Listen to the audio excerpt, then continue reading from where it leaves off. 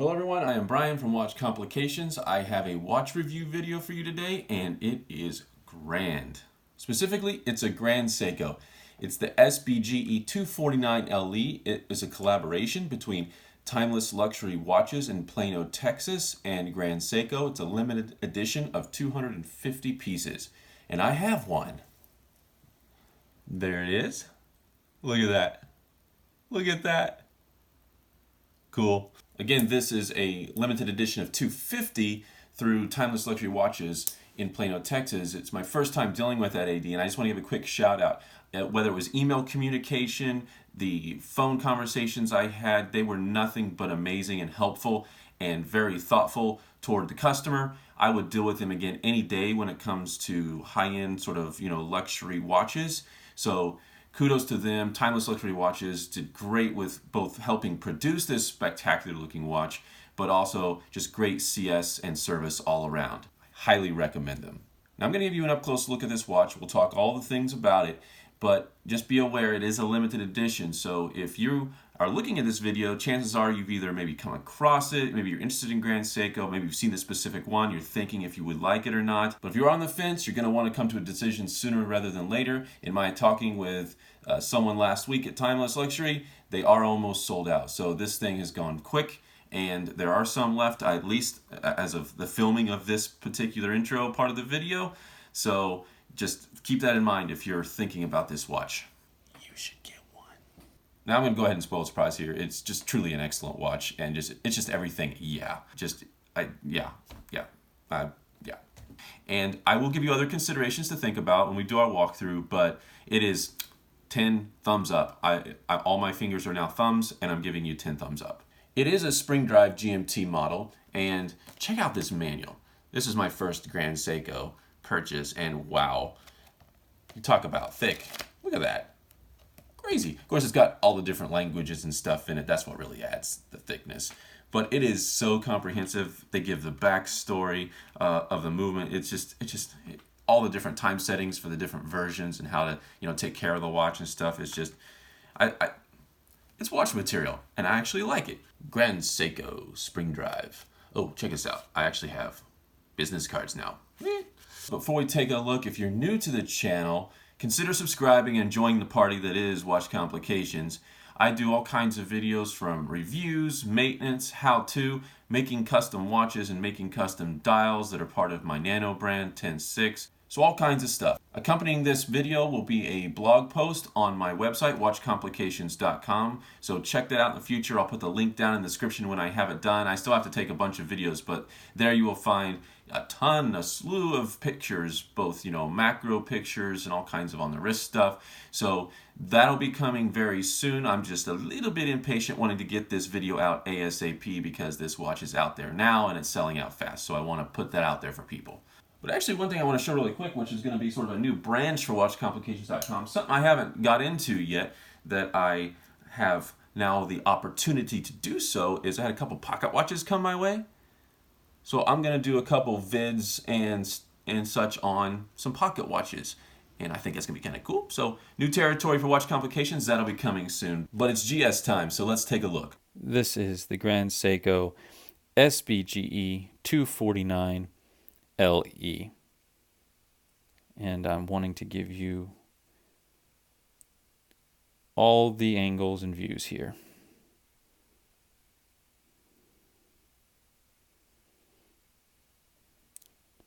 Hard to appreciate through a video, I can tell you that, but when you see one of these or have it on your wrist, wow. Okay, I gotta stop drooling.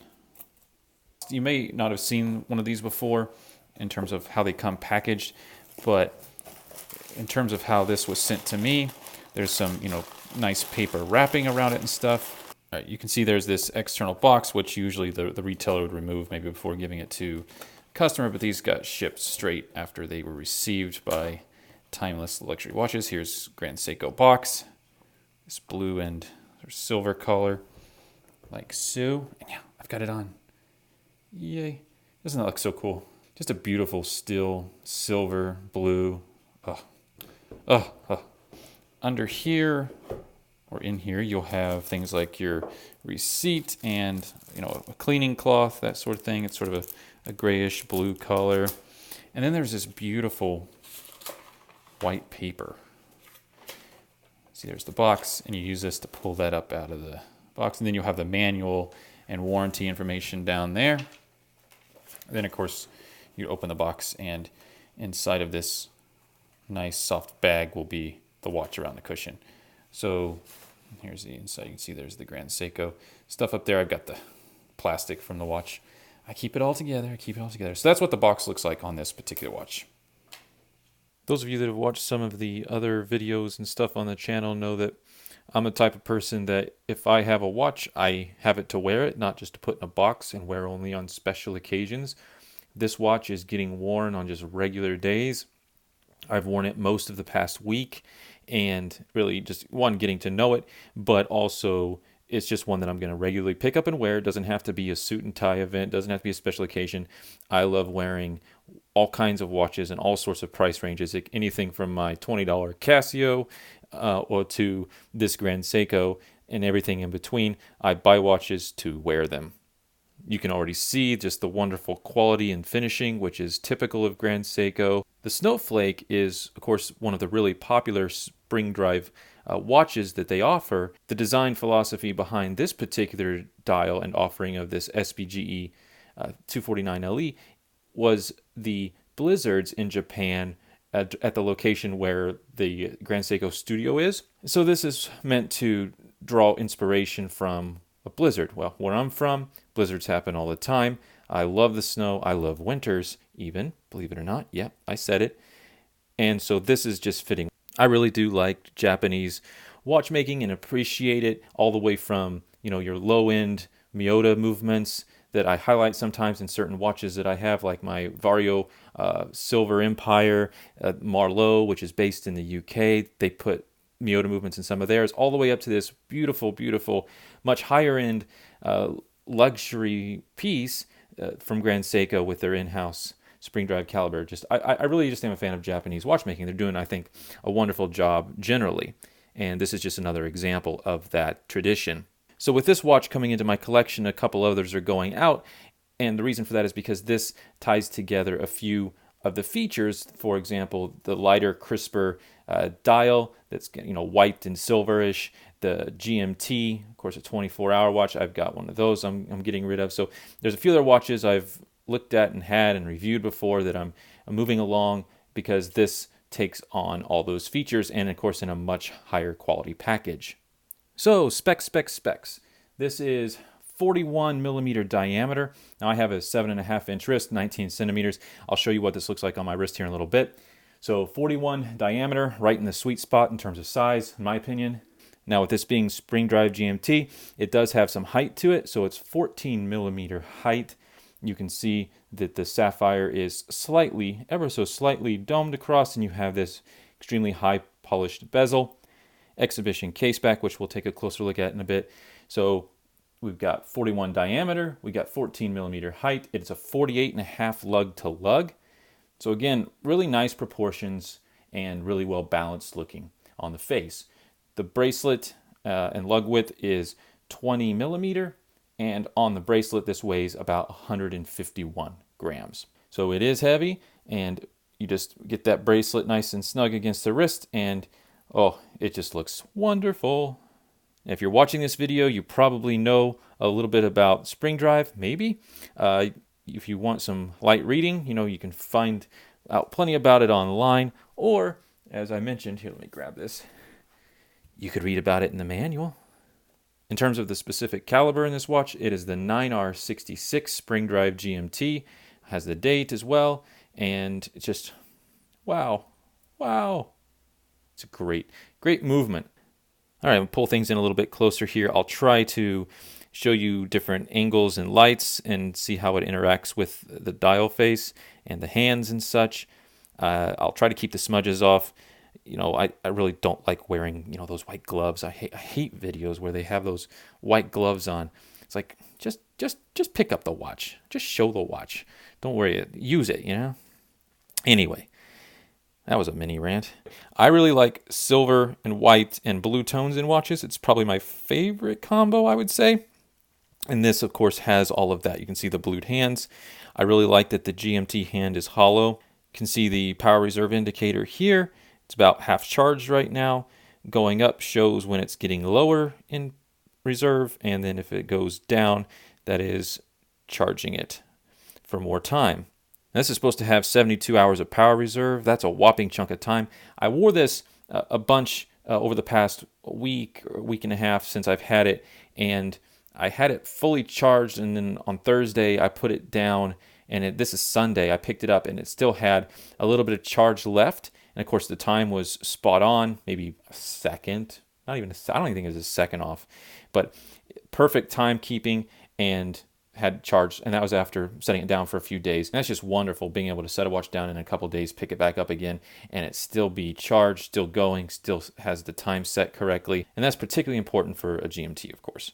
Here's what the crown looks like. The logo there. Really do like the quality and fine detail on the crown. I'll give, again, the macro view here in a sec. Now, according to the spec, this is going to have plus or minus 10 seconds a month, which is crazy accurate for mechanical movement. Of course, that's the spring drive caliber doing its thing, where, you know, it's truly a mechanical watch, but it is being regulated electronically, you might say. And so it's a great hybrid combination and just an amazing horological implementation that you know, it's just wow. It's just cool. If you think that this is anything like a quartz, you are highly mistaken. And of course, most of you probably know that, but you know, there are people. When I got this watch, just be aware again, I have a 7.5-inch wrist. I had to take a couple of the links out of the bracelet, and pretty easy to do. Grand Seiko uses screwed in links, and there's a little screw on each side. There is a little bit of Loctite on these. So if you are to resize this yourself and not take it to, you know, a dealer or a shop to do it for you, just keep in mind that you want to use a screwdriver that is exactly the right size for the screws, not too small so you don't damage them. And you got to give it a little bit of an initial tug. You could also just lightly heat it up just a hair with like a hair dryer or something, just to help loosen it. But I didn't have to with this. Just a nice, slow use of a screwdriver that's the right size, and the screws come out, and then the little pin falls out of the middle. You can see what the little pins look like, and put it back together. Now, I didn't put any Loctite back on the screws before putting them back in the bracelet. I usually don't when I resize my bracelets. And if you put the right amount of torque into it and don't over tighten it, of course, make sure it is fully secure, they're not going to come out. At least I've never had an issue with the screws coming out. There's one watch that has that issue, but I'll save that for another day.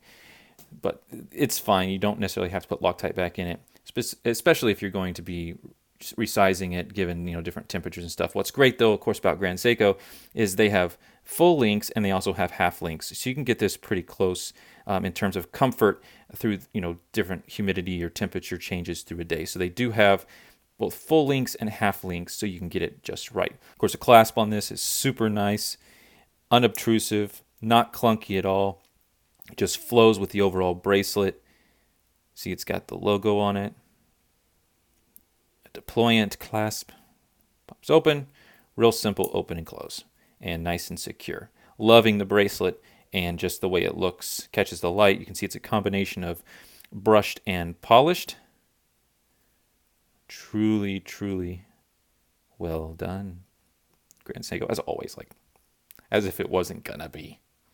You can see that the GMT numbers are around the ring on the inside at an angle, and it's beautiful, well done, and perfect on the detail. What that spring drive gives the watch is this wonderfully mesmerizing, smooth, sweeping seconds hand.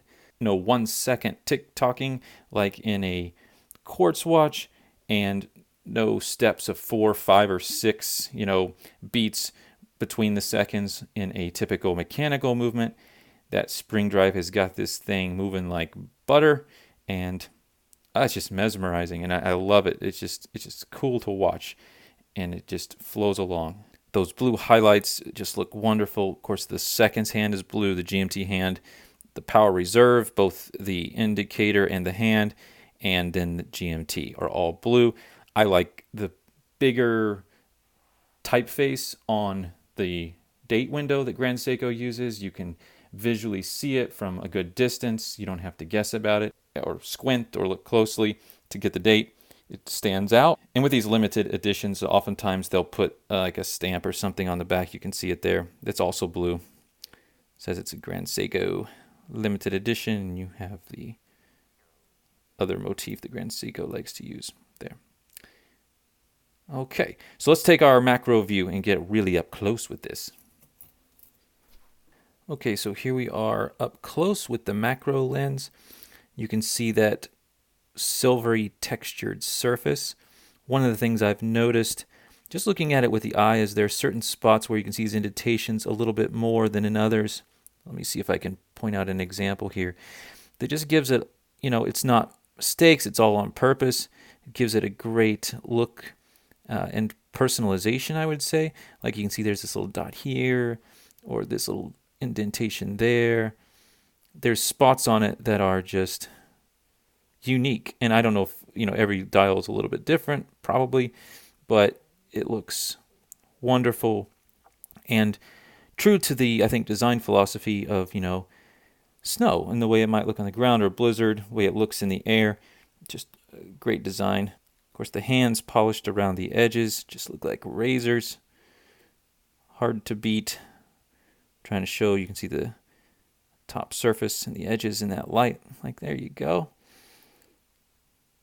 See that wonderful darkish blue that once in a while catches light and just looks like a whole different light colored blue. Of course, this printing is extremely high quality. No question. Expertly done. Japan, 9R66. And so you can see that. Of course, the printed markers around here for the minutes. Then you've got these applied markers that are typical of the Grand Seikos, especially the spring drives.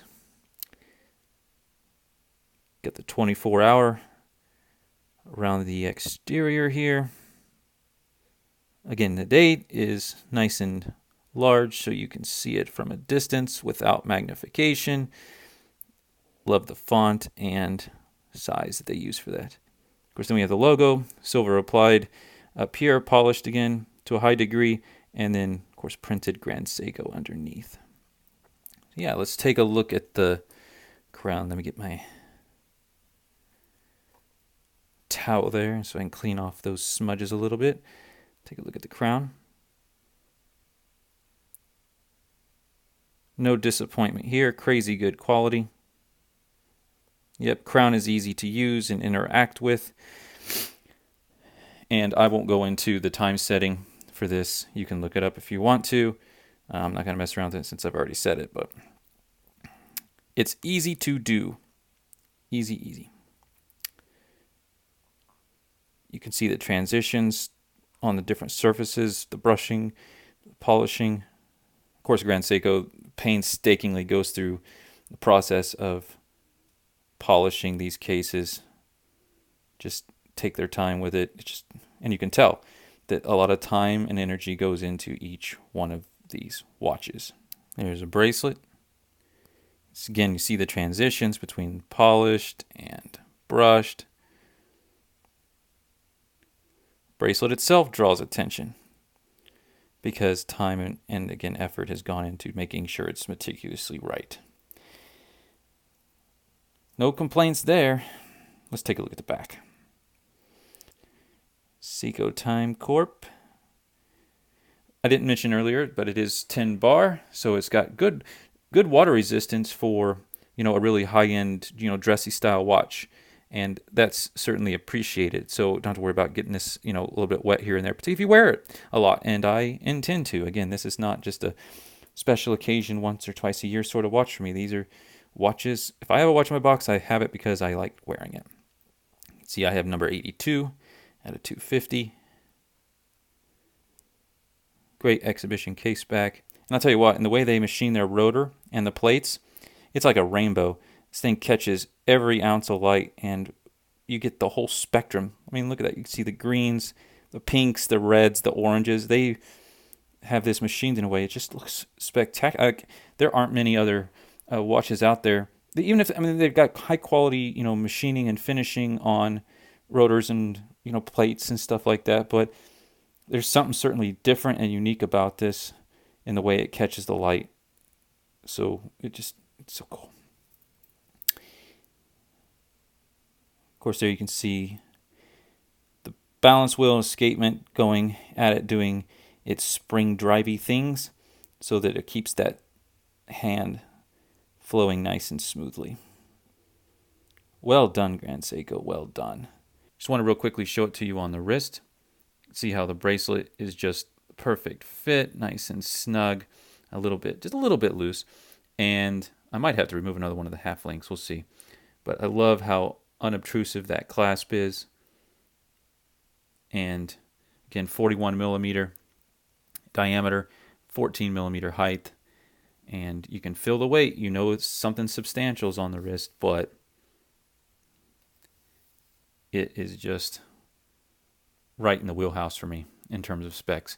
I'd say if there is one con about this particular watch, again, it's really not, but is the height. It is a little tall. And so you have to be okay with that. And this is going to look great on like a really nice dark navy blue alligator strap also. So that'll make it feel a little bit more lightweight putting it on a leather strap. But I really love the bracelet, so it's going to stay on here for a while. Might eventually change it to leather. So that's what that looks like on the wrist. Again, I have, for reference, a 7.5-inch wrist, 19 centimeters. Beautiful, ain't it? Now, for those of you who regularly watch the channel, you might be wondering, well, Brian, how does this impact your save for the Grail, which is an Arm & Strom mirrored force resonance? Well, it doesn't, because I had this one planned. I had wanted a Grand Seiko for a long time, and I knew that eventually they would release something that is the one that I wanted, that I had to have. And as soon as I saw this one advertised, I was on it the same day or the next day. Quick decision, no need to think about it. So I had planned to get one already. I had that set aside already so that when the opportunity came and I found the one that I really wanted, I could do that. So I had a contingency plan for this. So it does not impact my long-term save for the Arm & Strom. And this is just a really nice stepping stone, you might say, on the way. Now this one will stay, it won't go, but this pickup will not hinder my save for the Arm & Strom in any way, so no worries there. Just look at it, stare into it, get lost into it. Imagine staring out your window into a blizzard. This is what it would look like, and it would feel just as peaceful watching that snow fall or blow around or whatever. It's just spectacular.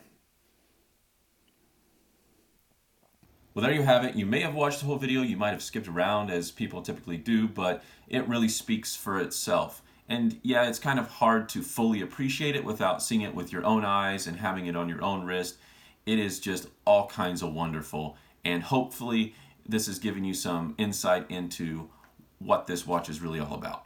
Of course, this watch is going nowhere. It's a keeper for my collection, and it's just great having this to choose from amongst some of the others in the morning when I get up and say, what watch am I going to wear today?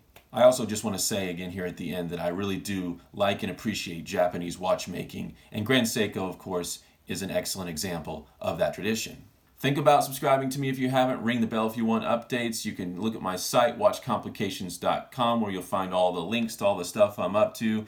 You can follow me on Instagram, watch_complications. I will catch you in the next video, and as always, you never know what it's going to be. It could be anything from the pocket watches to making more custom dials. I am Brian, and this has been another watch review from Watch Complications.